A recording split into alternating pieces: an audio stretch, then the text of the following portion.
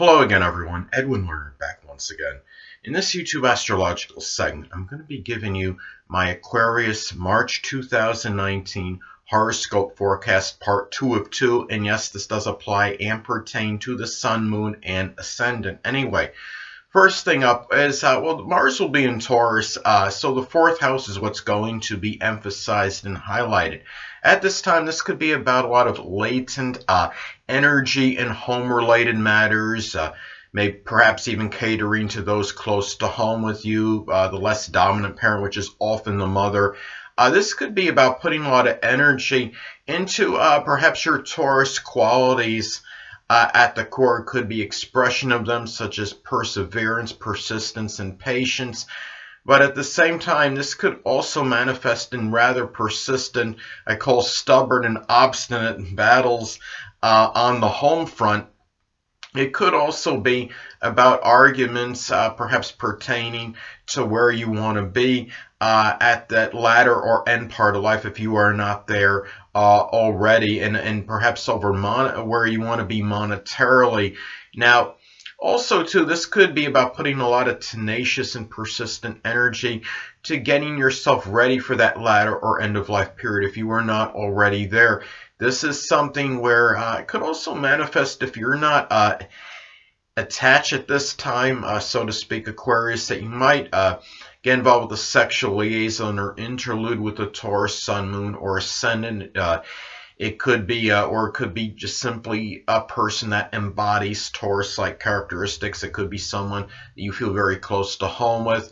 Could even be, it might actually escalate because it could be something that a person might be there for you at that latter or end of life period. It could also be somebody that could be very strongly tied into your emotional security. It could also be putting a lot of really persistent energy into getting in touch with your roots and your ancestry at this time. Also, at this time, Aquarius, guard against perhaps incurring some kind of perhaps cuts if you're doing something at home related, like if you're doing something with cultivation or gardening, you're using some kind of sharp instrument. Be very careful at this time. Could also be doing, there could be possible cuts to the throat or the neck. It could be something that could be home related, you could be just going around, a corner in the house, or some kind of corner on a piece of furniture might be exceptionally sharp and you might inadvertently hit it while walking or something. So, I've gotten cuts that way. I got a cut on my hand one time about a couple years ago, staying at a hotel, and wind up kind of slicing a little part of my hand. It was a little sharp piece on the edge of like a lamp table or something, and it just, those things could happen easier than you think. So anyway, next thing up, Jupiter will still be in Sagittarius, so the 11th house is what will be emphasized and highlighted. Now, as I've talked about previously, that Jupiter, though it could be very strongly benign and benevolent, could also be paradoxical. It could have a tendency to enlarge and expand. In some cases, this could expand and enlarge foolhardy, self-righteous, over-optimistic, even reckless behavior in matters perhaps with friends or acquaintances. It could be those you know in a group, club, or organization. It could be just simply in an aspiration you're trying to attain. Say you're trying to lift up, you're doing bench pressing, you're working out vigorously and trying to lift, trying to reach some kind of goal and lift X amount of pounds, and you might try to put on too much more than you can handle, and which could be foolhardy if you wind up facing some kind of repercussions or injuries because of this. Now, also too, though, on the positive side, this could be very auspicious and fortuitous for Sagittarius, like aspirations and goals. It could be matters, something with religion or law, philosophy, or something sports related, doing something with horses, working with stables. It could be with publishing, advertising, translation, anything that could be Sagittarius related. And remember, Jupiter can also be about hope and optimism, and this could be something where this could be about a very lot of hope and optimism, perhaps joining some kind of religious or philosophical group, club, or organization, or some sports affiliate, or some sports group at this time, or something where a group is doing something outdoors, and this could be something that could be wind up being very positive and beneficial to you at this time. So it could also be about expression of expand a lot of jocular and jovial type energy with friends and acquaintances at this time, in exuberance and doing Sagittarius-like things with friends and acquaintances. So anyway, well, next thing up, Saturn will be in Capricorn still, so the 12th house is what will be emphasized and highlighted. Now, I have this position natally, as some of you may know, and I mean, when you're getting this transit, this could be about being very introverted, very introspective, and also really in natally for me, I mean, I lost my father at a very young age. I was 3 years old when my father passed away. A lot of times when this transit hits, this could be about limitations and restrictions and matters with the father, or even older people. It could even be grandparents. It could be where a father might pass away, or a grandparent may. Some cases, those people could actually be hidden adversaries at this time. And this could be also, I mean, looking at this, it could be a time where really where you're dealing with sorrows very secretively. It could be a time too where you kind of discard the frivolous and what's superfluous, and things that are not, you're trying to weed out the things that are insignificant in your life at this time. But at the same time, you might find yourself taking care of a sickly or debilitated aunt or uncle, and might be making you feel somewhat despondent or melancholy. On a positive end, this could be also manifest perhaps in working laboriously in solitude and seclusion, or for those less fortunate, or maybe in matters with the metaphysical, which includes astrology, or even something with spirituality, something that could be 12th house related. Now also, when Saturn in the 12th house, I mean, natally, as I've stated before, I have it, and I mean, you could be, the unknown could really put one in a state of trepidation. I mean, you're talking about a planet that could be connected with fear, and you're talking about the 12th house could be like the unknown and what's hidden, so you could do the math. Now, and also, too, it could be perhaps being overly or exceptionally fearful or apprehensive or overly prudent. Could be one's self-undoing at this time. So, anyway, well, also, too, it's very period, again, as I've talked about before, would be very introverted and introspective. And it's something, too, where we're really... you look at this could be about being very reclusive as well. And also, I mean, you know, as I've stated, this is really, I mean, this could be where older people might drive you figuratively crazy at this time. And a lot of this, of course, could be dependent upon and predicated on aspects this makes to points in your natal chart. If this is making an adverse aspect to, say, your natal Mercury, or perhaps even your third house ruler, that could really intensify or really reinforce that possibility. And as I've taught, and as far as like perhaps in one way it could manifest again, sometimes it could be about the loss of a father, or even a grandparent. I mean, if something like this happens, and let's say, I mean, let's say makes an adverse aspect to your moon at this time, this could be something where it could really have a very, you know, cause a lot of despondency in your feelings and your emotions at this time in terms of perhaps dealing with it. So anyway, next thing up. Well, Uranus will be in Aries as far as March goes, from the 1st until the 6th. So the third house is what will be emphasized and highlighted. Well, at this time, one way this could pan out, this could be about dealing with, some cases, unpredictable, acrimonious behavior from siblings, from cousins, from neighbors at this time. Ideas may come rather spontaneously and abruptly, and it could also manifest perhaps in communicating about Uranus things. It could be matters with the future, things that are innovative, new technology, astrology, astronomy, aerospace, even rocket science, if you actually can, most people don't really comprehend that, but in some isolated cases, there may be some that may do that. Also, too, this could be also manifest in Aries friendships at this time. Might figure more prominently perhaps in your short journeys. It could be errands. It could be in your communications in general. It could be in assimilating information, gaining knowledge. It might even be giving you some knowledge that you learned from your early education. Hold on a moment, people.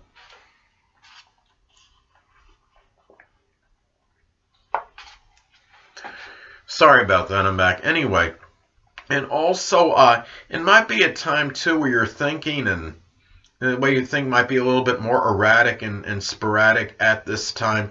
But at the same time, I mean, this could be really about where your communications can also be more erratic and sporadic. There might be more of an interest in futuristic transportation as far as local transportation, such as flying cars. And I forget what it's called, but there was something that they were showing something one time, like almost like an accelerated subway kind of method of transporting oneself. And it was basically, I call it like a subway on steroids, basically. I mean, it was something that was like a subway, but it went really at an accelerated speed. So those could be things that might really tickle your fancy and really you might be more interested in at this time. So anyway, next thing up. Uranus will be in Taurus as far as March goes from the 6th until the 31st. So the 4th house is what will be emphasized and highlighted. Now, one way this may manifest in some cases, this could be about very unusual, stubborn, obstinate, perhaps behavior from family members, those you're close to home with, the less dominant parent, which is often the mother. It also could be perhaps where Taurus friendships, they could be Taurus, Sun, Moon, or Ascendant people, or simply ones that embody Taurus-like characteristics. They may be more prominent in your home life. It could be where maybe especially if you're in that latter part of life, they might be, play a strong role as far as that goes, being there for you, perhaps. And this could manifest as well in financial fluctuations, which may impact your home life, your emotional security at this time. Especially say if this is making an adverse aspect to your natal Venus or even your second house ruler. Now, also, too, you might find something unusual or unanticipated perhaps when searching into your ancestry and your roots at this time, if you do this. And also, too, be careful, too, at this time, because there could be a greater propensity to get an electric shock, perhaps at home, and lightning hitting the home, because that's what Uranus can be connected with. And also, you might find yourself shocked to find some Taurus-like qualities at your core at this time, such as qualities connected with perseverance, patience, and persistence. And also, too, this could be about Uranus-like traditions at this time. It could be something connected with astrology, or maybe going to like an innovation expo, like where they show like new technology, or anyway. And also, too, this is about your perhaps looking at your future monetarily in that end or latter part of life. And you may also, as far as, 4th house could be connected with burials as well. So it could be something where you might be looking into maybe some kind of, might be somewhat seen as a somewhat unorthodox or unconventional burial methods, such as like cryogenics or something like that, where maybe you have your body preserved. I'm just throwing that out there. Anyway, next thing up.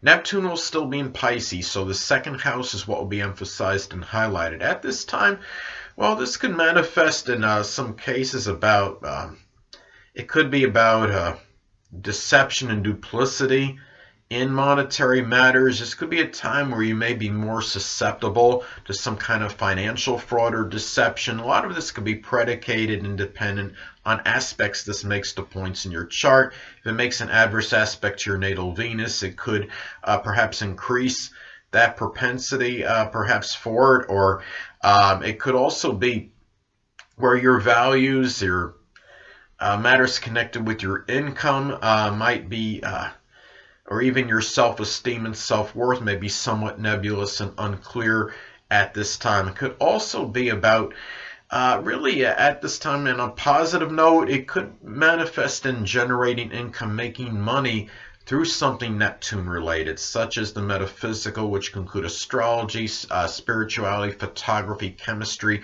pharmaceutical work, doing something with illusions, such as working as a magician, doing work as an anesthesiologist. And also to remember, the second house is about values. It could be about valuing a lot of self-sacrifice, compassion, imagination, and altruism as well. And you might be less really inclined to think about possessions as importance. I mean, remember that Neptune could be about dissolving and dissipation energy. I can say jokingly, it could be about dissolving assets, but I'm being facetious as far as that goes. Now, in some cases, too, this could manifest, I mean, Neptune could be about flooding. So this could be about, perhaps, in some cases, a flood, perhaps hitting, doing something which might impact your possessions. I mean, when it hits your possessions, of course, I mean, it could hit your home. I understand the fourth house is not about the home, but it is second house. I'm sorry, the second house is not about the home, but the fourth house is. But what I'm saying is Neptune, it could be about flooding, and the second house is about possession. So it actually could hit your home and then, hit your possessions one way or another. Or if you had them, let's say you had your possessions tied up in storage, it could be more susceptible to some kind of flooding there. Or those are some things as far as how this could manifest. Now, anyway, last but not least, Pluto will still be in Capricorn, of course, and the 12th house is what will be emphasized and highlighted. Now, at this time, I know a lot of you don't want me to say the dreaded D word, but you know I'm going to anyway, as usual. One way this may manifest, unfortunately, could be about an actual or literal death of an aunt or an uncle at this time, or someone simply prominent in your private life.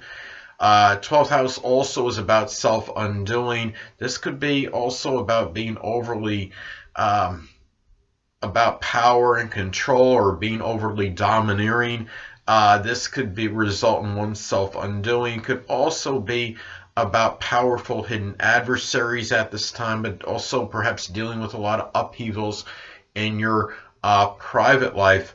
And also a death that may occur could really be tied into secret sorrows. If you're dealing with some kind of death right now, there could be a very good possibility that you could be very secretive about it, or just really not, or when you're expressing despondency or sadness, or if you're crying, you're less likely to do it in front of others at this time. And also, too, it could also be about being overly fixated or obsessive, might be your self-undoing at this time. And also, too, it could be about maybe gaining power, maybe power in your career or your career ambitions. You might feel some kind of limitation and restriction at this time. And also, too, and now in some isolated cases, this could manifest in some kind of like Plutonian, like mental illness, such as some obsessive compulsive disorder. But there also, I mean, a lot of that, again, could be dependent on aspects. If this makes, say,